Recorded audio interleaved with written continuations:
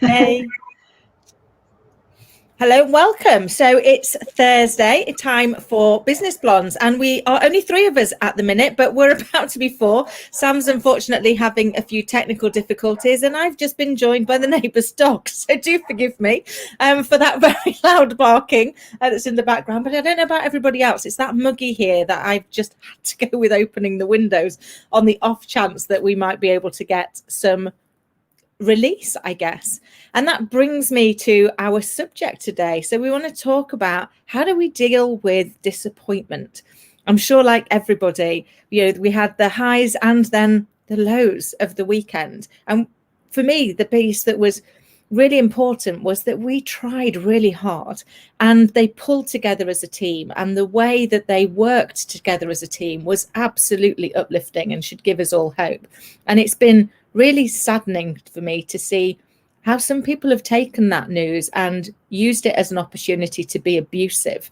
But I guess that's for another debate and another conversation. But Caroline, my lovely, how's your week been? It's been a week where I'm going to say to my students how to have a filter in your business, because I've got some really interesting clients at the moment, but in the recent months, one or two have slipped through, which I shouldn't really have taken on as clients. And I think sometimes it's about trusting your instinct. I think Sam's about to join us, and I think, in these difficult times, we often say yes to things and we need to think twice about that. So my week's been good, but I'm going to sort of help my students, my trainee coaches and my graduate coaches decide what is a good client, what makes a good client, what would be a client who you really truly can help, or one that you're battling with. And because that's no fun for anyone, it's not fun for you or the client. So it's been a week of I just need to refine my message, and I shall do a post on it. But it's been getting me to think that sometimes we do all need to have a bit of a filter in our businesses about what we say yes to and who we say yes to as well.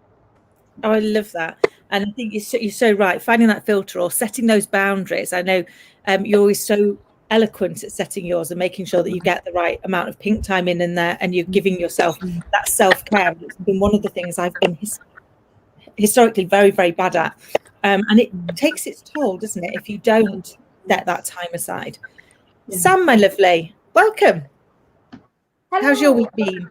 Hi, lovely ladies. Apologies for my delay. I've had a few technical issues. My internet just decides to go down 5 minutes before we are due to go live. So I'm streaming from my phone, so I hope that you can see and hear me okay. I'm very well, thank you. Yeah, it's been a crazy, crazy week. My little one breaks up from school tomorrow, so it's just been, fitting all those things in that you need to fit in before that happens, and then you have the crazy 6 weeks of juggling and trying to find guilt-free balance. So that's what my next 6 weeks will hold. But yeah, it's been a good week. Great to see some real positivity out there, some crazy stuff going on with COVID still, but some real good injections of motivation. So yeah, all good, thank you. I love it, and you're so right. Finding that guilt-free time for yourself can be so hard, can't it? But we do need to find that, and lovely to have you with us. And now, my lovely Penny, how about you? How's your week been? A little bit hectic, actually. It's interesting listening to you about your boundaries. I'm a little bit. I think I've got. Actually, I just want to share this with you because I think this is quite interesting. There's quite a lot of this hustling type culture that a lot of coaches, a lot of people say I can get you to 6-7 figure business have created, and I'm surprised by how many people have gone down that path. And obviously, when I wrote my book Business is Personal, it's when I really wanted to redefine my life expectations and really get in tune with who I was as a person, rather than thinking, well, they're doing it, I've got to carry on that path, or even I've been on that path and I need to carry on that path, which was my dilemma. And I've been contacted just suddenly by a number of people saying I've been being coached by somebody who has given me overwhelm. And I've had 3 people this week contact me about that. And I think that's really, really interesting, because I think, I mean, I never put myself forward as a coach, more as a mentor, but obviously I use coaching techniques. But I just think it is really interesting side of whether or not that world has had its day, and people are starting to realize that is not the world I want to step into. It's the world I thought I had to step into.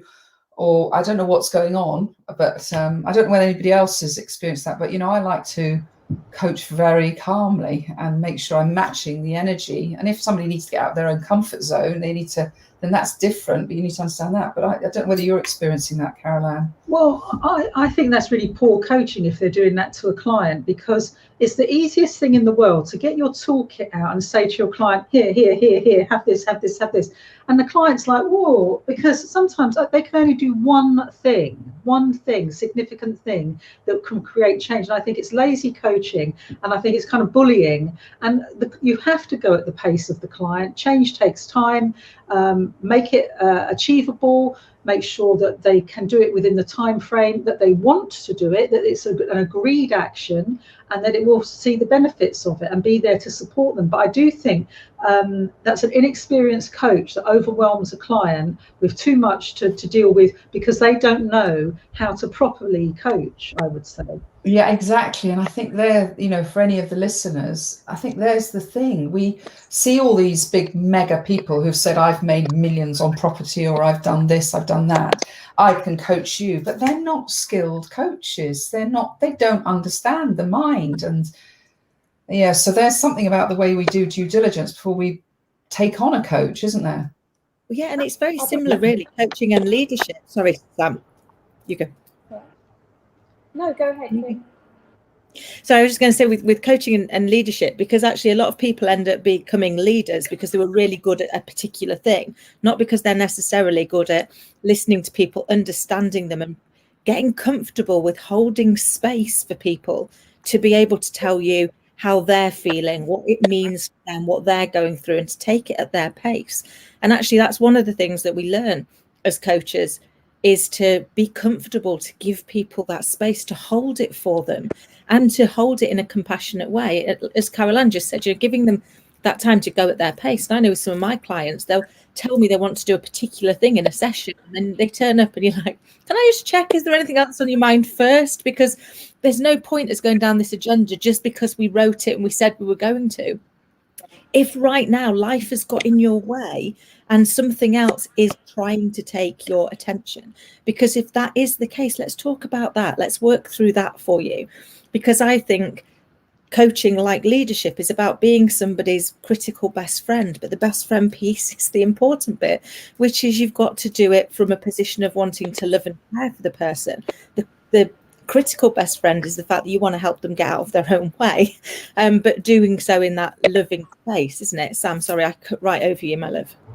No, I was just agreeing with everything you, Caroline and Penny, were saying. I think somebody that does throw, it's really easy, and you're right, it's a sign of an inexperienced coach just to get out everything you've got in your tool bag, and it's a sign of insecurity as well, isn't it? And self-doubt, if that's what you need to do, rather than, I'm just reinforcing what you're saying, Kim. It's listening. Listening for me is the key attribute to a good coach.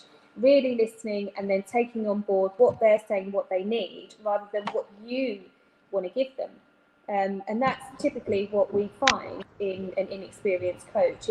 They've got their pre-agenda, and well, okay, so we said we were going to talk about sales this week, so let's talk about sales. But actually, if there's something that's really keeping that person awake at night, or something that's holding them back and it's not sales, that's what you need to listen to. So Penny, I hear this all the time, and I think it's rife at the moment, because I think there's been lots of people that have found themselves out of a position and have thought that coaching is easy, and they've set themselves up as a coach, and because they've had success in what they've done in their field, they think it's easy to teach somebody else that, and it isn't. It isn't easy to be a coach at all. Here, I would totally agree with that. I think people who just say that they're coaches probably mean, I'm going to tell you what to do, which isn't the same as coaching someone so that the person is empowered, inspired and motivated to do their own actions. Just otherwise, you're kind of just a teacher or a trainer, but you're not coaching someone. It's a different thing entirely. So, Kim, how's your week been?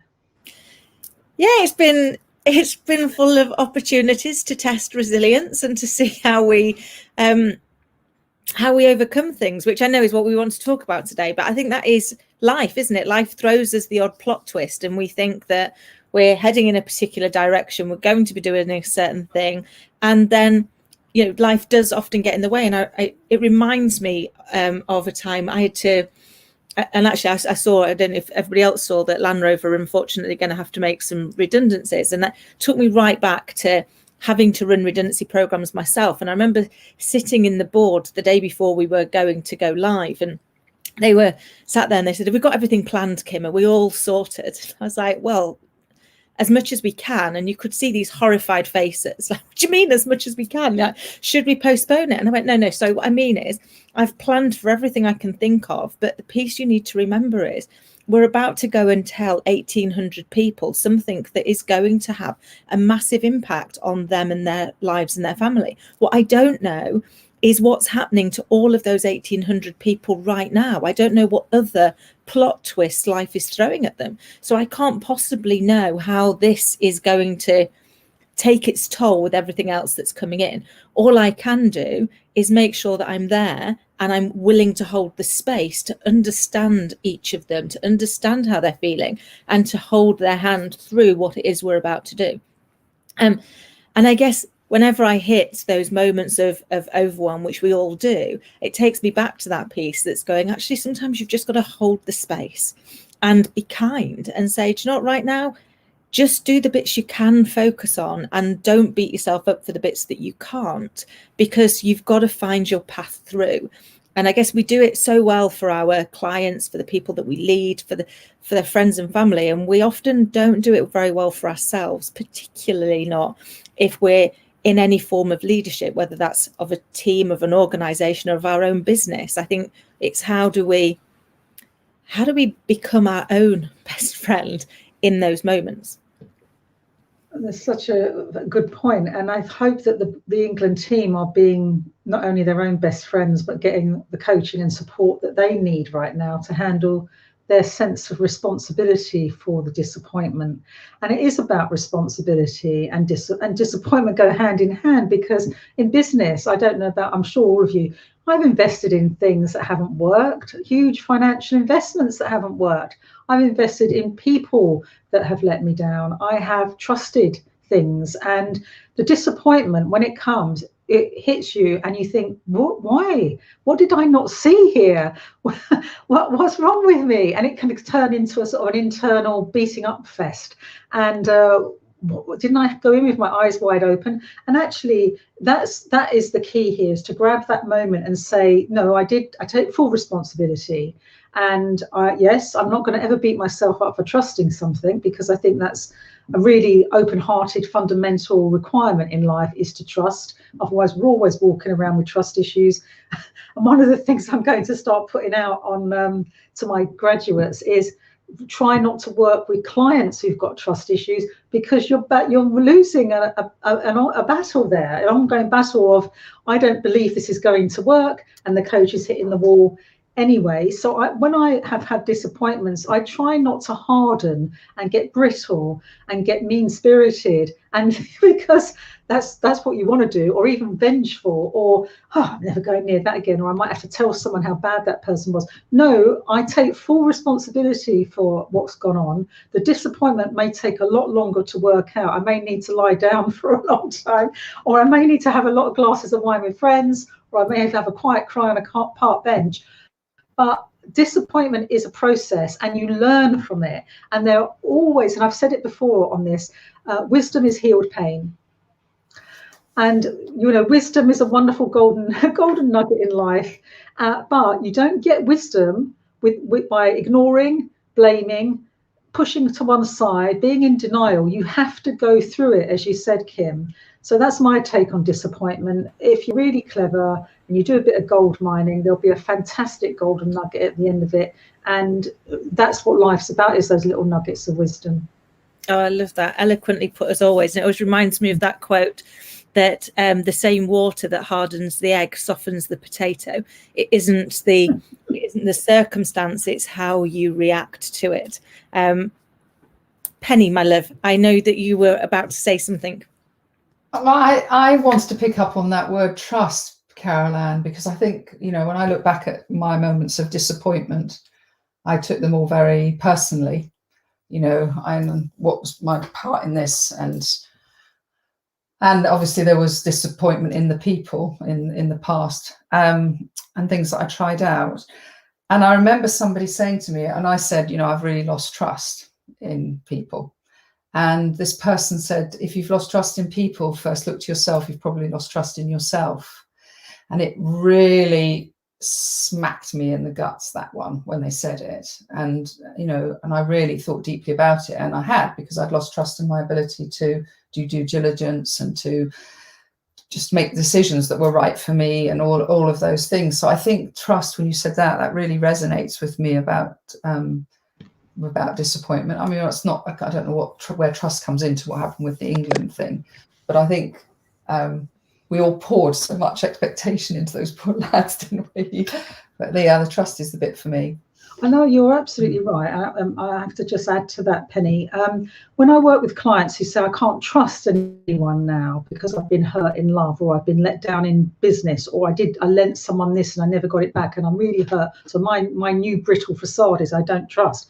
I always say, if you trust yourself, you will always be okay. So I can't guarantee you'll never have a broken heart again. I can't guarantee you'll make an investment that won't pay off. However, if you know and you trust in you that at the end of the day, you will be okay, that you won't go down, that you will be philosophical, that you'll do what you have to do with your resilience toolkit to pull you up, then you've got all the trust you need, because it's only you need to trust in.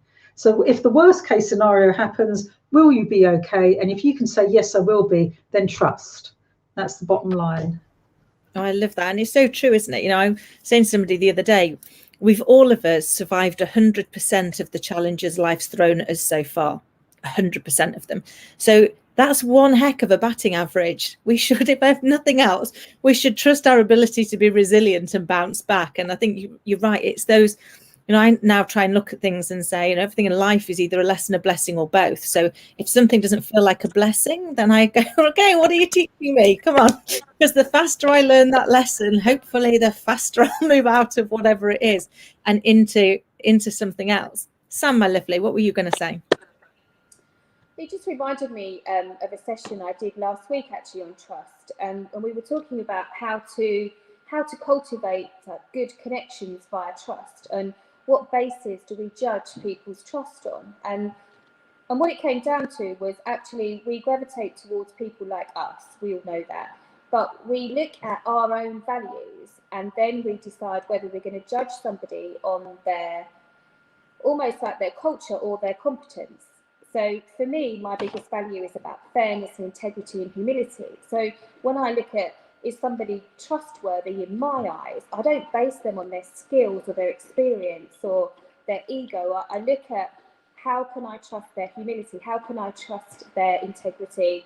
And that's how I judge whether or not I'm going to trust that person, whether it's in business or whether it's in personal. So I think trust is really deep, and I think it's something that's thrusted around a lot, but actually the real core meaning of trust. And when I put this question out to a group of people, like, give me one person in life that you absolutely trust with anything, 100%. Some people said, I can't give you anybody. There's not one person in my life that I solely trust with anything. So that just shows, doesn't it, how difficult trust is. It is difficult, but we have to learn to trust, because we are, no man or woman is an island. So we are a community. We're all connected. You have to learn to trust. You have to meet strangers head on. I remember someone saying, I go from a position of zero trust and people have to earn my trust. I said, I'm the reverse. I'm like, I give you 100% of my trust. It might go down quite quickly, but I come in heart to heart, looking at you as an equal, and I completely and utterly trust you. it may go down. But whereas other people say, no, you've got to earn it. Well, you're giving the other person a hard time, and you're coming in with a sense of apprehension and distrust. So that's not good energy. So I just think I go in like a taxi cab and I go, okay, full light on, here we go. It might within seconds start going down, but I give you 100% full beam of my total trust as soon as I meet someone. And it, as I say, it can go down quite quickly, but I'm never going to meet someone straight off and say, I don't trust you, you've got to grow on me. I think that's too much of the other person to live up to, That's hard, isn't it? And there's a quote, I can't think whose quote it is, but it was the best way to work out whether you can trust somebody is to trust them. So start by trusting first and then work it through. And I know I spent a lot of years going in and doing interim management, and I would go into each place and say, could you do me a favor?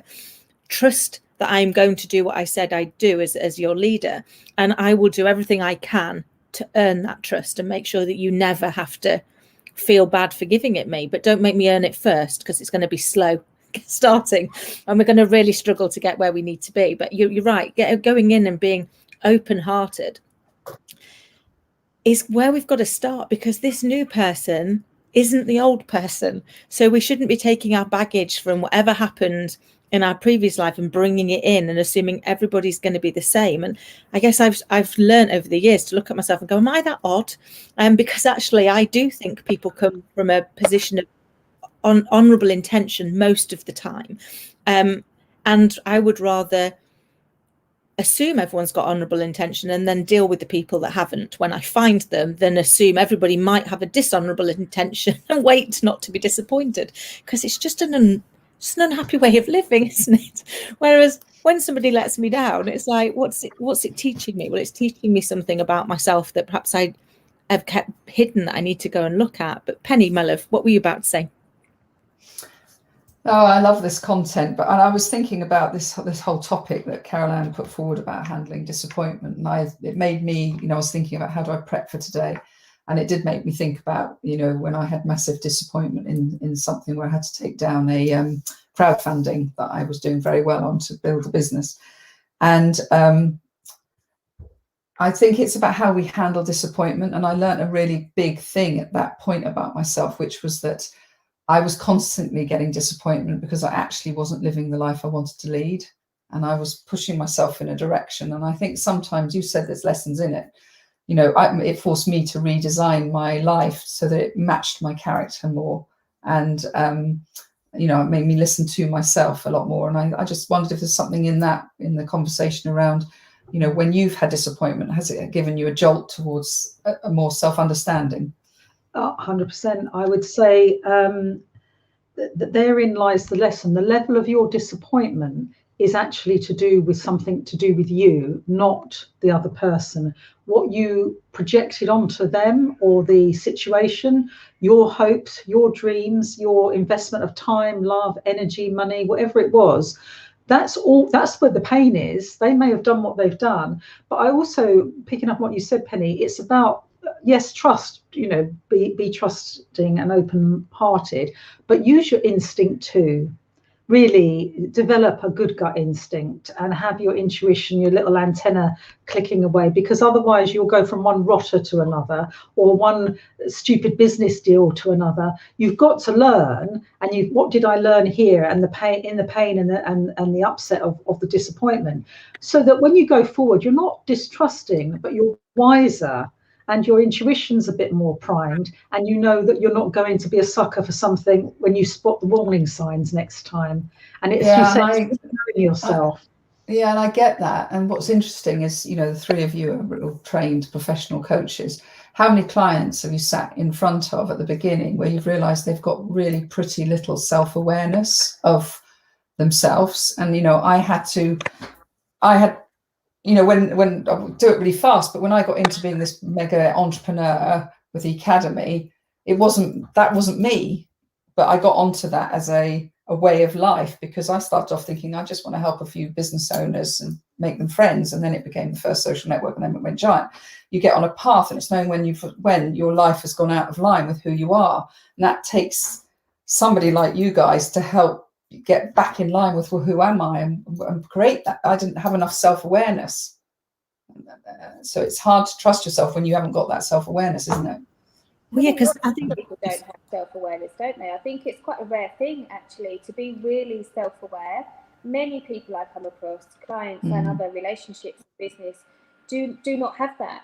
You know, they have lots of other skills, but self-awareness isn't one of them.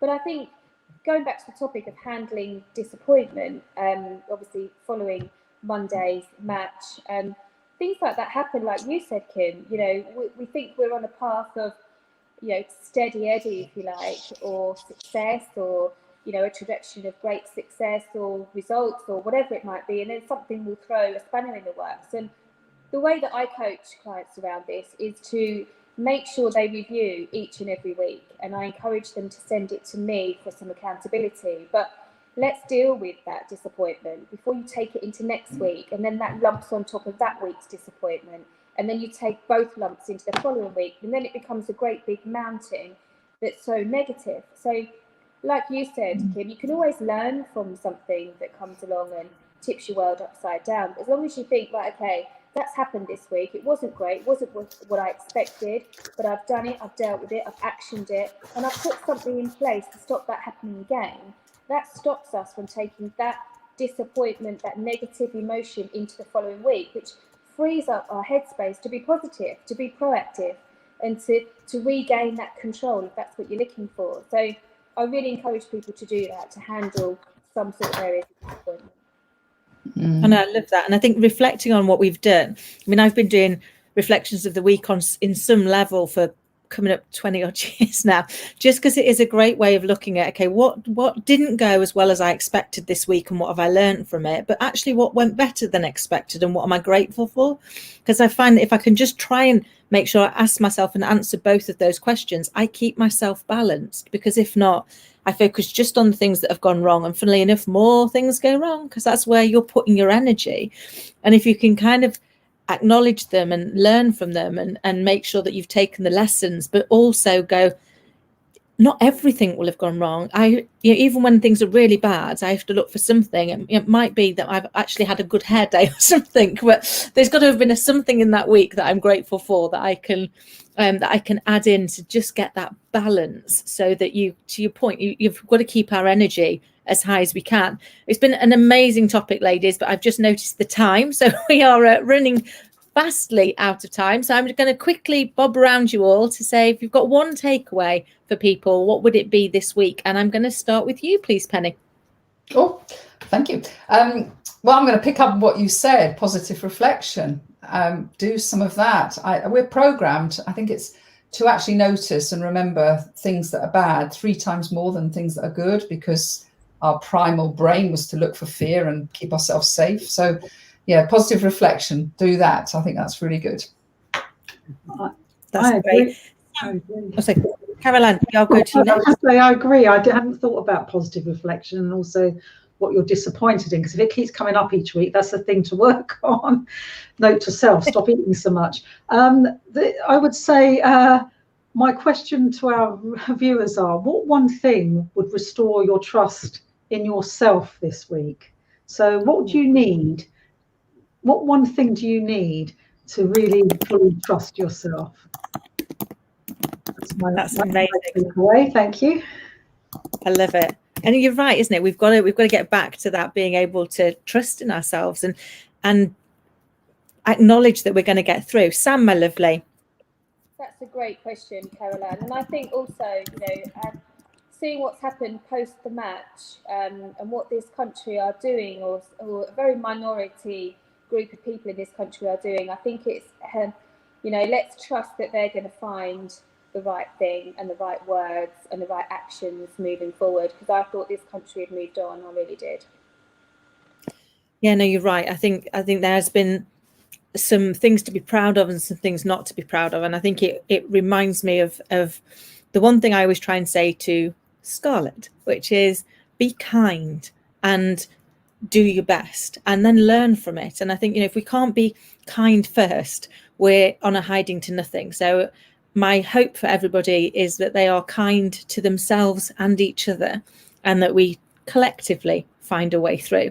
So if you would like to join us here on Business Blondes, we would love to have you. So please do come along to www.businessblondes.tv. But until then, and until next week, we hope that you stay safe, stay well, stay kind. Take care.